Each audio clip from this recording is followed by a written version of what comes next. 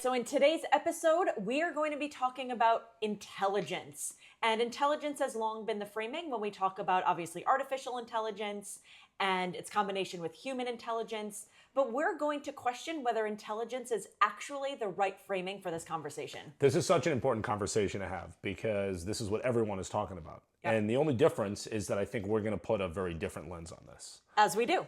Yep. I think today the ultimate goal of this episode is to break down the perceptions that are out there in two fundamental ways. And then sort of rebuild the conversation in a way that I think makes a lot more sense. The first part of this is just the idea of intelligence. Baked into artificial intelligence, baked into AI is the concept of intelligence. And I think one of the problems is that human intelligence and artificial intelligence are viewed as competing. It's almost like a zero-sum game. And all of the thinking, all of the theory around AI, whether it's about a singularity, whether it's about the achievement of AGI, which means artificial general intelligence, is sort of the idea, is it going to match or then ultimately exceed human capacity when it comes to intelligence? So let's rewind this for a little bit, and I think we should talk about where we've been, where we are now, and where we're going. So where we've been is that AI, and I've railed against this for years until it hit an inflection point, right, was that AI was never truly intelligent. Now AI has become infrastructure. It used to just be a tool in its more rudimentary form. So I would always get on stage and say, artificial intelligence is the wrong framing because it's still just artificially smart. It's still just doing more basic tasks. And then it started moving more into the intelligence realm. But I don't mean to interrupt you, but let's think about that. I want to frame for everyone watching the fundamental difference, the way we define it, between smart and intelligent. Yeah. So, I mean, smart, and then I want you to finish this thought.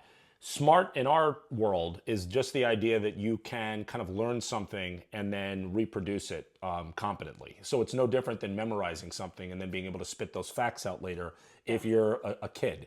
So basically, it's the idea that you can program something algorithmically, and it can follow those instructions more efficiently, as well or more efficiently than people. It can do linear thinking, it can memorize, right. It can spit out facts. It can just do things. It can do computations, for example, exponentially faster and better than we can. Intelligent, we've defined it for a long time. Before AI even really became a thing, we've defined intelligence as the capacity to kind of solve a problem that you've never been presented with before or that has imperfect information. So it's sort of higher order thinking. Right. Those two things were always very different, the smart versus intelligent conversation. Right. And we knew a decade plus ago when we were having these conversations that AI was going to catch up to facets of human intelligence. And now everybody out there is talking about AI plus HI, right? Artificial intelligence plus human intelligence. The fact that it's not us versus them, it's us and them. Well, and I think when we talk about intelligence, so again, it's oversimplifying what's happening here. It's baked into AI, intelligence. We talk about human intelligence as a differentiator because what all of these conversations come down to, when you and I historically have consulted with companies, and even now when we try to assuage people's concerns about their jobs, it's about what is the human advantage. And typically people tend to go down this path of human intelligence is something that artificial intelligence can't replicate. And it's things like creativity or empathy. I don't want to discount those things. They're hugely important to innovation and to thinking. But there is this presentation of this as like a direct competition. Like, can artificial intelligence meet or exceed humans in these areas? But it's also a symbiosis, right? More people are talking about that symbiotic relationship, the integration of the two. But it's also presupposing that artificial intelligence has the same type of intelligence that we have. Right. When I know this conversation is going to really talk about the fact that these are two completely different types of intelligence. So this is preconceived notion number one that we want to dispel here today, which is the fact that artificial intelligence is evolving along the same or similar curve as human intelligence, and that they can be directly compared so that one is the same as or better than the other. So even if you believe that we are symbiotic, that we will be interactive, that we will integrate, that each one will benefit the other, the idea that it's evolving along the same line, I think, has to be dispelled right now. That has to be thrown away. Well, then let's talk about the third part of this trajectory, right? So it's like we had artificial, smart, and human intelligence. Now we have the merger, symbiosis, or slight competition of AI and HI. Then the next node of it, which people have been talking about for years, and whether it will actually come to fruition, is the technological singularity Right. and AGI, so artificial general intelligence. And basically the point when AI will surpass human intelligence, and whether that is like a robotic takeover, right? It's like what sci-fi has shown us for years. And it's widely debated whether this will actually come to fruition. But again, it's putting on the same graph these two types of intelligences that are always kind of one-upping each other. Right, and that's the point, is that we're looking at it as a linear type of thing, that no matter how advanced it gets, we can measure it on the same kind of line, on the same curve. And what's interesting about this is that there are some leading thinkers now that I tend to agree with. Some of them are saying that AI is evolving as a different species. This is a different form of intelligence. So it's like some people are calling it computational intelligence. Some people will call it something else. But it is no different than the difference between human intelligence and other animal intelligences. They are evolving along a different trajectory. It is a different species, and so the fundamental operating principles are different. So preconceived notion number one that we have to dispel here before you and I get into the deeper conversation we really want to have is that the idea that intelligence in and of itself is something which can be measured one-to-one here as we think about AI, I don't think is accurate. And I'm not saying this just to say it. I'm saying it because I think all of the conventional thinking up to this point, even coming out of the futurist space and consultants, look, we were on this curve not too long ago. It wasn't that long ago that we were out there hitting the pavement, standing on stages, talking to people about empathy and creativity as the differentiators. And I think we were right then. And I think the thousands of other people out there talking about these things were right then. We weren't wrong. We were ahead of the curve a little bit, but all of that has shifted now. Now that is yesterday's news, because now I think we've come to a more critical understanding that creativity and empathy alone are not going to be enough to preserve what is truly uniquely human. These are two different species, two different evolution paths, and we have to identify that first before we can go into the rest of this. And that's exactly the thing. They are different species, and they are different evolutionary paths. It's why I have framed, and like those that get it, and those that are like, what are you actually talking about? Or like, Erica, time out, where artificial intelligence, again, it's alien intelligence. Yeah. And it's not like it's coming from another planet. It's just the fact that like it is so foreign to us. It's why we still refer to it as a black box, or we're like, it hallucinates. We don't know the decision-making capabilities. We don't know the thinking patterns. We don't fully understand. Look at the news that just came out of Anthropic, right? There's a new form of AI that it created where they're trying to keep it in because they're like, if unleashed, it could create all of these unintended and unforeseen consequences, right? There's still so much that we do not know. And we tend to think of things myopically because of just the way we've been trained to think about things. We also tend to think about human exceptionalism. And I think in most cases it's overblown, but I do think we are exceptional and unique in one fundamental way, and that is what we want to focus on today. So I want, for fear of being repetitive, preconceived notion number one that we wanted to dispel here today, or at least shine a light on, is the idea that artificial intelligence and human intelligence are directly comparable one-to-one. They are not. They're different species. Are we measuring the wrong thing entirely? I think we are measuring the wrong thing entirely. And let me be clear about this. Like, this is a thesis of mine that I very much believe in. I think you are with me on this. I think that's why you and I are presenting on this today. And I think there are other people out there that feel this, even if they haven't been given the right frame to express it. And I really believe that we are focusing on the wrong thing with intelligence.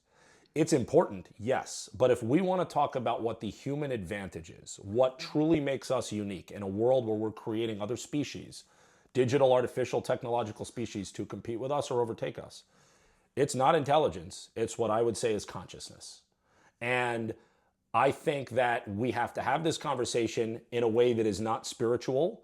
It's not metaphysical. Yeah, it's not religious. It's not religious. I'm not going to sit here and pretend that we're going to go on an ayahuasca journey and talk about consciousness in this ethereal way that's not going to make sense to people. I want to have a very practical conversation about consciousness. And when I say consciousness, I think one of the most important things to do is to define it.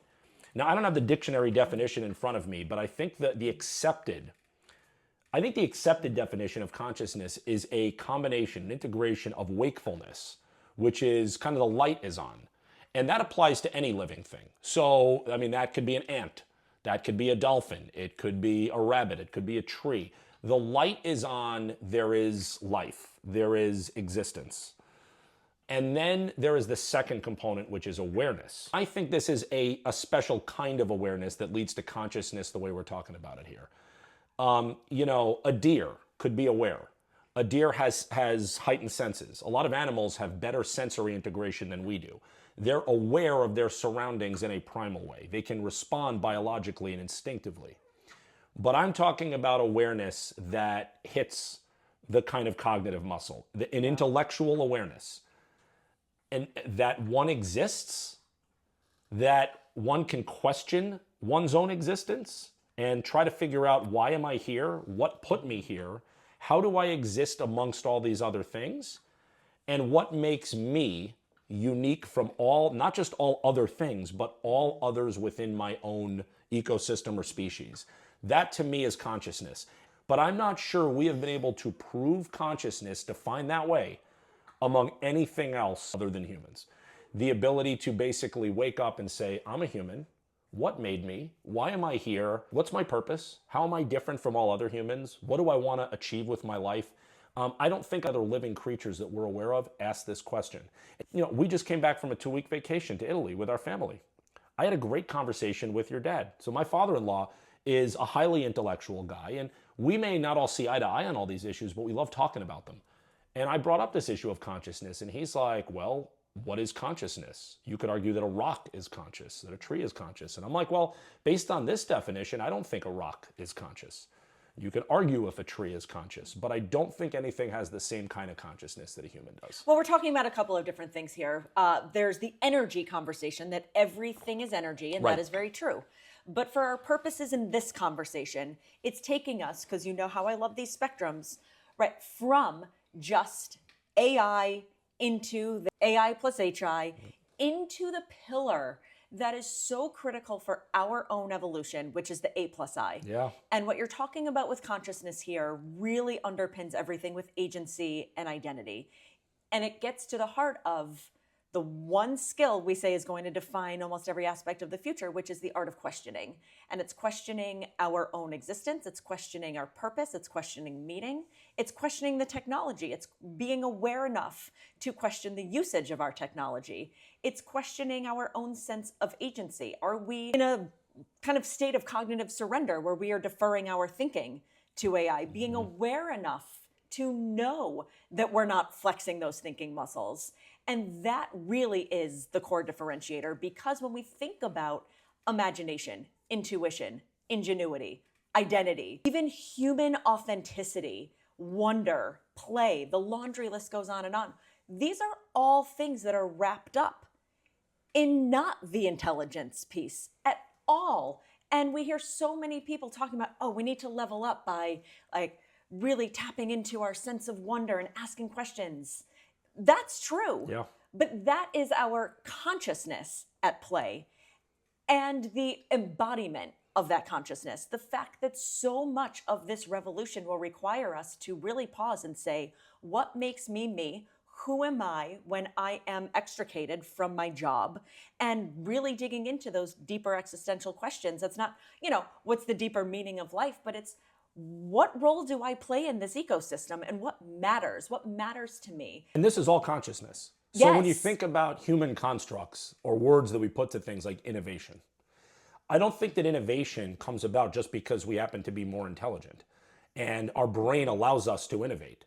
I think it comes out of consciousness, because we ask the question, what can we be doing differently? What should we be doing differently? That is fundamentally wrapped up in purpose and agency and identity. It's not just because we happen to have certain brain power. So consciousness is a difficult concept for people to get their heads around, simply because we can't exactly measure it. And because we can't exactly measure it, and oh, by the way, because we can't all exactly agree on a definition, it becomes a sloppier thing to think about. But I think it is far more important than intelligence when it comes to this conversation. When we think about the human factor in the future, it's about consciousness.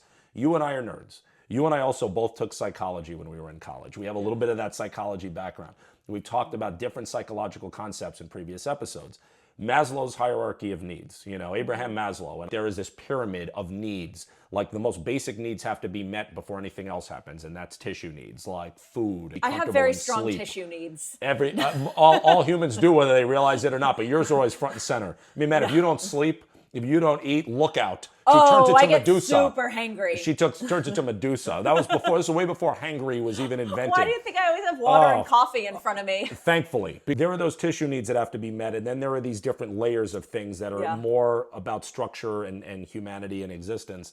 And then the top is self-actualization. Yep. Self-actualization basically meaning, and I paraphrase again, that you are able to kind of pursue and become the best version of yourself. There is a high element of human consciousness involved there that I don't think applies to any other living species that I can be aware of. You could take any animal in the animal kingdom, let's say a bear, okay? A bear has agency over its environment in terms of the fact that it can make a decision that then impacts what happens down the line. But I don't think that a bear internalizes in any kind of cognitive way that it has that agency. That's the difference. It's doing it based on instinct and programming, whereas we can make a different decision or innovate a workaround because we understand our agency, we understand that we can create something different, and we have identity, and we realize that we as an individual can do that thing differently than all the other 100 people who've done it before us. These are very interesting things to think about, again, because it's hard to measure them, but that's what's relevant now. But it becomes very freeing. Yes. Right? Like, this is a very freeing concept because it's saying that we are on two completely different trajectories, that we have the ability to chart our own path, that we are not in direct competition with anything. We're really only in direct competition with ourselves. I've given my definition of consciousness. What do you think? How would you define consciousness? Like if someone asked you the question. There is the spiritual, ephemeral, and very kind of like Akashic field form of consciousness. See, now you're going, I said we weren't going to go metaphysical, and no, here but we so go. There is the metaphysical, like kind of the noosphere, right? But that is a very spiritual definition where it's cosmic consciousness, getting into all of the sacred geometry and all of like the signs of the universe. That is not what we are talking about here. So there's not one definition. What we are talking about here is the word that you hit on, which is the one that I kept having rattling around in my brain, which is awareness. It's being aware of your own existence, who you are, what you stand for, questioning. What is my role? What matters to me? And that's the piece of the agency and identity part of all of this that I think is so critical. We could program artificial intelligence. We could program it to question its own existence. Yeah. We could program it to say, you have been created by humans. Think about your own existence. But it would be based on programming that doesn't really allow it, based on today's technology. And again, there's probably going to be some nerd that sees this that's like, actually, where engineers are working on this problem. But a way for it on its own to have the wherewithal to be able to say, so let me learn more about these humans. What is it that created me? What makes them different from what I am? What makes me different from other AI systems? Do I like the fact that I exist? Can I put a value judgment on that? So here's the thing that I always go back to. As we sit here recording this episode, the human brain is still by far the most complex thing, the most complex structure in our known universe. We can't fully understand it no matter how sophisticated we've become as a species. One of the ironies of AI is that it's going to help us reverse engineer the functioning of our own brain. But we're only a tiny fraction into understanding the way our brain works. Our brain is so complex and operates at such a fraction of the energy needed of all the technology we're building today that there's something else happening, and it's more than intelligence. Part of what I've always thought is that our brain, in its hardware, is a transmitter for other things that we can't quantify or measure today. One of them is consciousness. You and I have talked about the fact that I've had an experience with psilocybin, mushrooms, to the layperson out there. And I have no qualms talking about this. It was a long time ago. I've never done ayahuasca. I'm very curious about it. People like Joe Rogan go on their podcast and talk in detail about the awakenings they've had on ayahuasca. But when I was on mushrooms, I had a sense that my whole perception of my existence in a multi-sensory way, including my perception of time, my experience of time, was being altered fundamentally, as if my brain was not just a brain as we understand it, but was a transmitter for frequencies that were being put out by the universe in some capacity. I firmly believe that consciousness operates on a wavelength like this, that there's a tuner in our mind that's picking up frequencies that lead to consciousness, and we don't have the technology today to measure that. So because of it, we don't talk about it enough, but that's why we're here today. Because I think the human advantage is going to fundamentally be in our consciousness. And the consciousness is the foundation of the house that includes agency and identity, the A plus I piece. A lot of what you're talking about too is the difference between the brain and the mind. And will we one day be able to replicate many facets of our brain through AI? Like maybe future versions of AI is going to look very similar to the human brain in some ways. But will it ever be able to replicate the mind? And the mind is where consciousness lives, right? Consciousness, again, whether it's in spiritual terms or the terms we're talking about it through now, it's still something that doesn't have any shape, form, where it lives in the body. It's in every single cell, every single atom. It's pure energy. So as we talk about this whole notion of consciousness, it's interesting because you and I spent a lot of time just kind of in our own thoughts. We're coming off of an amazing 3-generation trip to Italy where we were almost off of all social media, off of the news, off of email. It was great. And I'm going to take a page out of my dad's book and you're going to laugh. But he always talks about the fact that we are not human beings. We are humans being. We know you watch Pacha Father. So there's a little lob to Erica's dad. Yes, he puts the hyphen between be and ing. Humans being, but it's true. And we were in the present moment. We were in full like Aperol spritz and wine mode, but we were so immersed in the history. And we were questioning what we were seeing. And it was almost, and kind of stay with me here, almost an explosion of consciousness in created form. Where, we were at the Galileo Museum, we were at Da Vinci's Last Supper, we were seeing sculptures made by Michelangelo. And it's like, is that just intelligence? Or you and I were talking about how we define genius. And it's almost like cross-disciplinary thinking on steroids. And you go back to a lot of the ancient wisdom, right? That's where a lot of this is too. Consciousness and wisdom as two of the major pillars of A plus I. And this was wisdom on full display, right? We think about the knowledge economy and facets of that going away and what's going to come next, which is wisdom. And I've always said it's like we need to almost unravel 200 plus years of industrialized optimization and relearn what we forgot for all of those years. A lot of the teachings from the ancients, these masters, these geniuses who didn't just have one area of expertise. It was almost like conscious thought took over and they created just masterpieces and revolutions of thought in mathematics and astronomy. Every field imaginable. We just came off this vacation. It was about 2 weeks. And it was, I think, partially a vacation. It was done to celebrate milestones in our parents' lives, but also it's kind of like a retreat for the mind, a retreat for the senses. Yeah. I'm going to record other content sort of in short form with some of my other thoughts coming off of trips like this because they rejuvenate me. They rejuvenate me spiritually, mentally. One of the things that I think is most ironic about us as practicing futurists for all these years is the fact that I think we prefer to take these trips where we immerse ourselves in history and old cultures. And there are reasons for that. And I'll go into that in another form. But I think as like Coliseum over CES. Yeah, I mean, it's true. Like so many people in our field, they want to go immerse themselves in innovation labs. And there's nothing wrong with that. But to me, getting away from my day-to-day means immersing myself in the kind of like inspiration of other civilizations and cultures that existed a long time ago. And there are through lines there. But we come off this trip and, we talk about the Renaissance.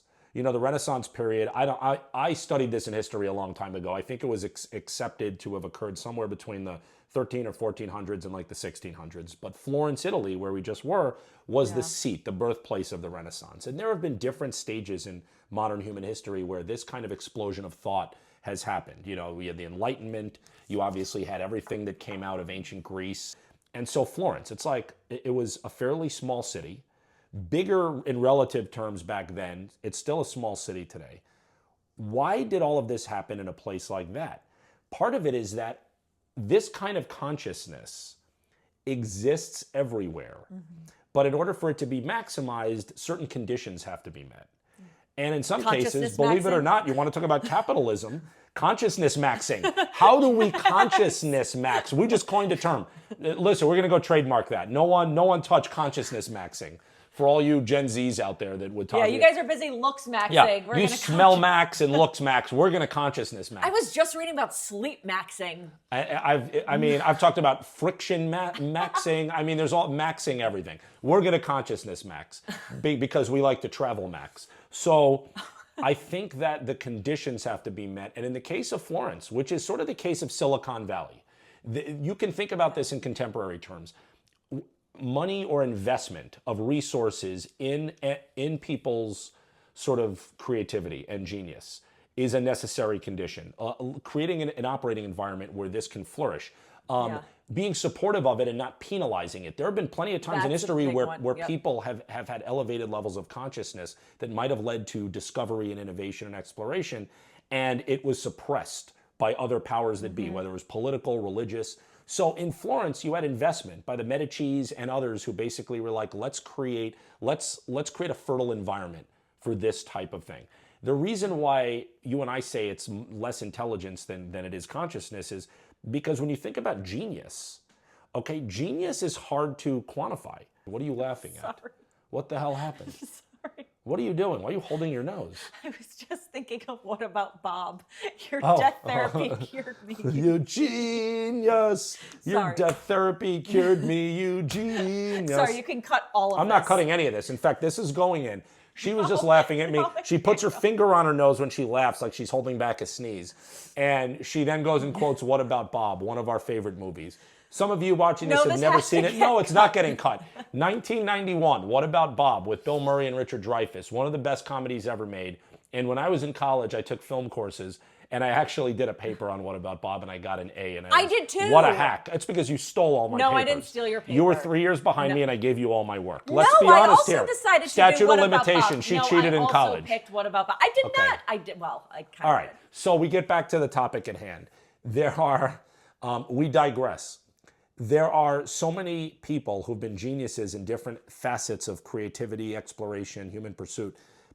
If you were to measure them on intellectual genius or their intelligence, based on ways that we think about intelligence, they might not have been considered the smartest people. But they had something else they were tapping into, which I think is an element of consciousness. I think musical genius is an element of consciousness. To my point about the brain being a transmitter, I think some of these people had a transmitter in their mind or brain that connected to something, a flow state, that most of us can't connect to, but it doesn't mean it's not possible. Look at two geniuses in history Yeah. that have credited transcendental meditation for their creation. One is Einstein and Yeah. one is Steve Jobs. Right? And both of them, two very different contributions to society, science, technology, credit their practice of transcendental meditation for tapping into that very deep flow state and having almost a universe download. And that's not intelligence. Now look, we're not going to sit here and say that Albert Einstein wasn't a brilliant guy based on basic metrics of intelligence. Same with Steve Jobs. But there's something else going on in some of these cases that allow people to, we talk about transcendental meditation, to transcend. And that might be the junction between intelligence and consciousness, but consciousness is fundamental.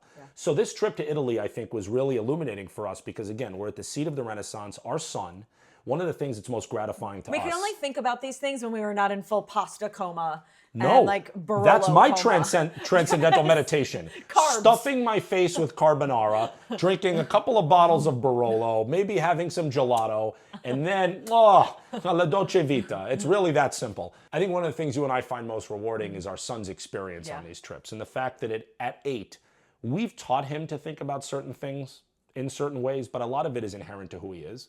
And of all the crazy things we saw in 3 major Italian cities and in wine country, he loves going the most to the Basilica di Santa Croce in Firenze, in Florence, and seeing the resting place of these massive, brilliant thinkers and luminaries, cross-disciplinary, these people who tapped into higher levels of consciousness because he's read about them, and this makes it real for him. And if you go into Santa Croce, you see the tombs of Michelangelo and Galileo right across from each other, and you see Dante and Machiavelli And then all of I mean, it's unbelievable. Some of the biggest, most influential There's actually figures something he liked of the way last, more than this. of the last 500 years. Galileo's middle finger. Yes, Galileo's middle finger is on display at the Galileo Museum. I just realized a few minutes ago I called him Galileo. I think I was really getting into the You the really Italian are. You really aspect immersed. of this. Yeah. So at the Galileo Museum, You're so highbrow all of a they sudden. have his middle finger. They've preserved parts of him because posthumously he was revered, as he should have been, as like this revolutionary thinker. And they display his middle finger, which I think he used often to postulate about the cosmos. So yes, our son's favorite thing was that finger. His second favorite thing was the Basilica di Santa Croce, where Galileo, Michelangelo, Dante, and Machiavelli, among others, are interred. And go into that church, and you're like, some of the people who have influenced society and culture most profoundly are all in one place. And the fact that an 8-year-old gets that, I think, connects to this fact that, you know, our experiences when we travel, it brings us back to the things we think about on a day-to-day basis. And so as we bring this... And it also, though, it brings us back to the things that make us uniquely human. And that's the crux of this conversation, because it is not just the AI and HI piece of this. It's not. It goes back to the very central premise that you laid out, which is, are we measuring the wrong thing? Yes, we are measuring the wrong thing. I'm saying that to all of you right now. Like, anyone out there, and this is not to discredit anybody, anyone out there who is still fighting the fight of how can we win on human intelligence over artificial intelligence, it is not wrong, but it is yesterday's conversation. Today's conversation has to move forward because the technology is moving forward exponentially. And for us to keep pace with that level of innovation, that level of evolution, we have to evolve our thinking. The whole premise of Wake the Future, I mean, and I credit you with so much of this. So much of the genesis of this came out of your mind. No, it's true. I mean, it's amazing. You want to talk about a certain level of genius? I have it right here. Oh, yes. Just call me John Nash. No, it's almost, I told her, it's almost like if you see A Beautiful Mind with Russell Crowe and like the numbers are flying around his head. She does this. What you're talking about here is a three-dimensional chessboard, right? With the x-axis being artificial intelligence, the y-axis being human intelligence. Yeah. We still need the human intelligence piece. We do. The z-axis, which is the one that we are adding here, is human consciousness. See, this is that Russell Crowe Beautiful Mind stuff. Well, no, so it's all three. Yes. So to think of it as just like two things being directly proportional to each other or rising up alongside of each other, it's that z-axis that we really need to dig into. We need to redefine. That is what's propping up agency and identity. Yes. And that is what is going to be ripe for reimagination, redesign, reinvestment from a personal perspective. Like, we need to kind of fill our own bank, our own kind of consciousness bank, by asking those questions. By when we come across something that was created by AI, ask the questions of it, being discerning, coming at everything through the lens of human judgment. Judgment and discernment are not in the intelligence piece of this. So it's just moving that needle into the things that are so interwoven into our own psychology, physiology, spirit, brain, mind. When we talk about integration, this right here is full integration. This is full integration. This is being fully holistic. And I want to put a bow on this by saying that the next step in this process, as we identify the things we have to reframe and how we have to think about this differently, is doing more shrooms. Is understanding that if A plus I, agency and identity, are really at the core of what makes us human and distinguishes us, then the next piece of this, which we are going to pick up on in a very near future episode that is hugely important to us, is how we optimize A plus I, how we build it. And we're going to talk in another episode, this is a little teaser, about how a lot of the technology being developed today is actually being done, whether purposefully or not, is being commercialized and pushed forward into our lives in a way that it is arguably decreasing our agency and identity. So we have to have these conversations because we have to understand how to optimize those two things. So we're going to wrap up with a couple of very key takeaways from this episode. The first is that thinking about intelligence as sort of a linear competition between human intelligence and artificial intelligence is outmoded thinking.